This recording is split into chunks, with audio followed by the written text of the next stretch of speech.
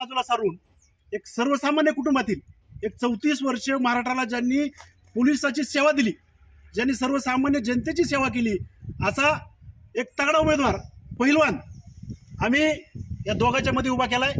धाराशिवकराला यावेळेस हात जोडून मी एकच विनंती करेल की हा पारंपरिक वाद मिटवण्यासाठी या ठिकाणी पोलीस कर्मचारी ज्यांचा धाक चांगल्या गँगवरला होता, असा ह्या पाटील कुटुंबातला वाद मिटवण्यासाठी आम्ही हा पोलीस कर्मचारी धाराशिव जिल्हाकरांना साथ देत आहोत.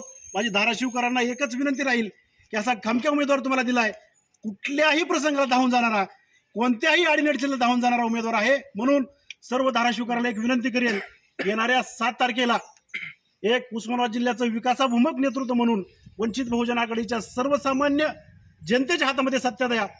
सर्वसामान्य जनतेचं सेवा काय असती हे आम्ही वंचित बहुजन आघाडीच्या माध्यमातून येणाऱ्या काळामध्ये दाखवून देऊ.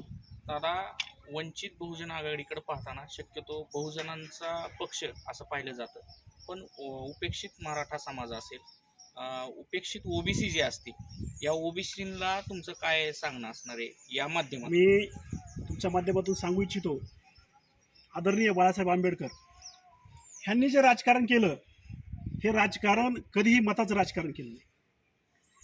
बाळासाहेब आंबेडकर नेहमी म्हणतात, मी आदरणीय बाबासाहेब आंबेडकरांचा नातू आहे. आणि जे बाबासाहेब आंबेडकरांनी समाजाभिमुख काम केलं, जो सामाजिक सलोखा महाराष्ट्रामध्ये राखण्याचं काम केलं, ते काम आदरणीय बाळासाहेब आंबेडकर करतात.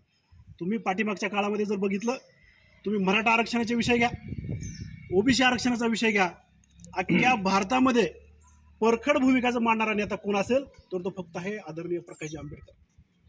या समाजामध्ये राजकारण न करता महाराष्ट्र शांत कसा राहील, पाठीमागे जे भाजपने पिल्लू सोडलं होतं हिंदू आणि मुसलमान दंगलीचं, औरंगजेबचा विषय मध्ये आणला होता, तो सुद्धा विषय आदरणीय बाळासाहेब आंबेडकरांनी एका तासामध्ये ह्या महाराष्ट्रातून पूर्ण हद्दपार केला.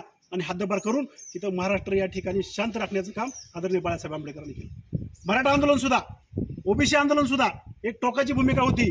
ह्या भाजप सरकारचं काम होतं की ओबीसी आणि मराठ्यामध्ये दंगल घडवायचं, हे सुद्धा प्रकरण हाणून पाडायचं काम आदरणीय बाळासाहेब आंबेडकरांनी त्या ठिकाणी केलं. म्हणून राजकारण कमी करून सामाजिक सलोखा कसं राहील हे काम ओबीसी असतील, बहुजन समाज असेल, तुमचा मराठा असेल, तळागाळातील ओबीसी जो मायक्रो ओबीसी आहे, आज आदरणीय बाळासाहेब आंबेडकरची तुम्ही जर लिस्ट पाहिली खासदारकीची, तर महाराष्ट्रात ज्या लोकांना ज्या समाजाची जात माहीत नाही त्या समाजाच्या जातीचे उमेदवार या ठिकाणी देऊन एक समाजाचं आपण जे एकत्रीकरण म्हणतो ते एकत्रीकरण करण्याचं काम आदरणीय बाळासाहेब आंबेडकरांच्या माध्यमातून या ठिकाणी केलंय.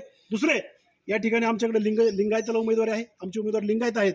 ज्या भाजप असेल, काँग्रेस असेल, राष्ट्रवादी असेल, अशा कुठल्याही पक्षानं आमचं जर तुम्ही उमेदवार बघितले आणि त्यांच्या जर जातीचा तुम्ही एक डाटा बघितला तर सर्व जातीतील सर्व लोकांना न्याय देण्याचं काम या ठिकाणी आदरणीय बाळासाहेब आंबेडकर यांनी केलं. तुमचं काय म्हणणं आहे की एकंदरीत आपण पाहतो की जो उपेक्षित मराठा समाज आहे, ओबीसी समाज आहे, बहुसंख्य बहुजन समाज आहे, याची या धाराशिवच्या राजकारणात ससे होलपट होताना पाहते, याबद्दल तुम्हाला काय वाटतं?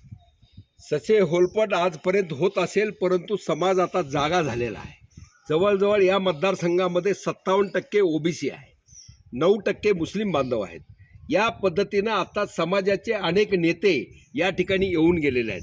मराठा समाजामध्ये सुद्धा या ठिकाणी जे वंचित राहिलेले आहेत, सत्तेमध्ये ठराविक 100-200 कुटुंब या ठिकाणी असतील, त्यांची सत्ता, त्यांचीच मालकी, त्यांचंच राज्य, म्हणजे काय म्हणतात त्याला, वडील नाही तर पोरगा, पोरगा नाही तर काय त्यांची पत्नी, ह्याशिवाय राजकारण केलं जात नाही. तुम्ही आम्ही नुसतं काय सतरंज उचलायला या ठिकाणी ठेवलेलं आहे का, हे सर्वसामान्य जनतेच्या लक्षामध्ये आलं आहे. उदाहरण द्यायचं झालं, लिंगायत समाजामध्ये या ठिकाणी ओबीसीमध्ये आम्ही आहोत. ओबीसीमध्ये असताना या ठिकाणी लिंगायत समाजाचा एक सुद्धा खासदार केला एकही यांनी निवड केलेली नाही. 48 जागेमध्ये लिंगायत कोणी दिलं नाही, पण बाळासाहेबांनी या ठिकाणी 3 लिंगायतांना संधी दिली, अनेक मारवाडी समाजाला संधी दिली, मराठ्यांना संधी दिली. आणि या ठिकाणी जरंगे पाटील असतील किंवा आमचे संभाजीराजे असतील आणि आमचे आंबेडकर साहेब हे एकत्र येऊन या ठिकाणी भावी काहीतरी यामध्ये घडेल. लोकांच्या जनहितासाठी तिसरी फळी किंवा तिसरा पर्याय या महाराष्ट्राला देशाला साहेब दिल्याशिवाय राहणार नाहीत. त्याचप्रमाणे मला आणखी एक विनंती करायची आहे. असाही अपप्रचार म्हणजे केला जातोय विरोधकाकडून की आपण काहीतरी म्हणतो ना, या ठिकाणी कुठली बी टीम ई टीम बी टीम तसला काही विषय आमच्याकडे नाही आहे. मनगडामध्ये रग आहे. कुणी हे मला माघारी अर्ज घे म्हणू शकत नाही आणि माघारी म्हणजे त्या ठिकाणी दुसरं काही करायला सांगू शकत नाही. एकही पैशाला आम्ही काय म्हणतात चटणी भाकरी खाऊ. या ठिकाणी आम्ही सकाळी सकाळ तुकडे उकडलेले खातो. आम्हाला त्याची काय लाज वाटत नाही. पण बहुजनाच्या हितासाठी वंचिताच्या हितासाठी या ठिकाणी रान पेटवलेला आहे. हा वनवा झाल्याशिवाय या ठिकाणी राहणार नाही. एवढंच या ठिकाणी सांगतो. आम्हाला जिंकायचं आहे. आम्हाला बाकी काहीच माहिती नाही. तर नक्कीच धाराशिवच्या या लोकसभेच्या आखाड्यात वंचित गेम चेंजर ठरणार आहे. आणि आपल्यासोबत आत्ता होते धाराशिवचे वंचितचे उमेदवार भाऊसाहेब आंधळकर, सोबत प्रवीणदादा रणबागुल. अधिक बातम्या माहितीसाठी टाइम्स ऑफ कोकणला फॉलो करा. धन्यवाद.